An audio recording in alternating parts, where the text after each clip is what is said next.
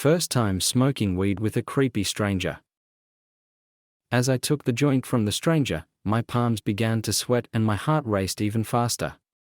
I couldn't believe I was about to try weed for the first time. I had always been curious, but too afraid to ask any of my friends to try it with me.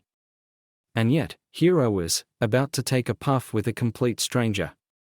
Despite feeling uneasy about the man's eerie demeanor, I couldn't resist the temptation to see what all the hype was about. I took a deep breath and brought the joint to my lips, unsure of what to expect next. I took another puff, trying to ignore the harsh taste of the smoke. As it slowly dissipated in my lungs, I felt myself relax into the stranger's couch. "Thanks," I said, accepting the glass of water. As I sipped the cold liquid, I couldn't help but feel grateful for the stranger's kindness. We sat in comfortable silence, passing the joint back and forth, enjoying each other's company without the need for words. As the night wore on, I realized that sometimes a stranger can become a friend, even if just for a little while. As the room spun around me, I felt like I was losing my mind. I tried to focus on the stranger's face, but it contorted into an even more horrifying expression. His cackling echoed in my ears, sending shivers down my spine.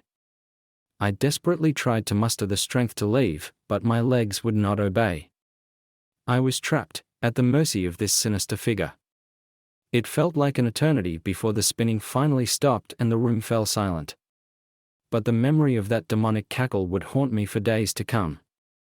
The stranger handed me a piece of paper with a strange symbol on it and whispered something beneath his breath.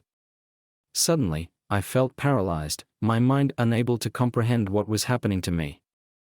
As passed as I lay there, unable to move or scream. I felt a presence in the room, something sinister that was closing in on me. I tried to shake my head and get up, but my body was numb and unresponsive. As I stood up after a while, staring at the strange symbol on the piece of paper the stranger handed me, I couldn't shake off the feeling that something was off. Slowly, I turned towards the stranger to ask him what it was all about. That was when he whispered something beneath his breath that sent shivers down my spine. Suddenly, I felt paralyzed, my mind unable to comprehend what was happening to me. It was as if the world around me had gone still, and I was trapped in some kind of nightmare. For a moment, I even wondered if I was going to survive this encounter. As the seconds ticked by, the stranger simply watched me with a blank stare, as if waiting to see what would happen next.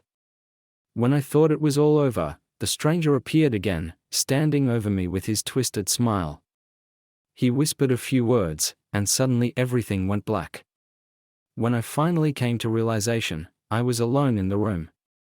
My clothes were torn and my body ached all over. I stumbled out of the room, vowing never to make the same mistake again. Years later, I still couldn't shake off the feeling of dread that haunted me every time I remembered that fateful night.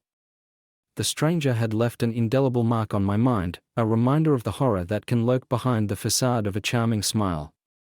Till this day I keen to forget his face, but it always comes back in my nightmares. The moral of this story is, be careful who you smoke the devil's lettuce with, it could be the devil himself.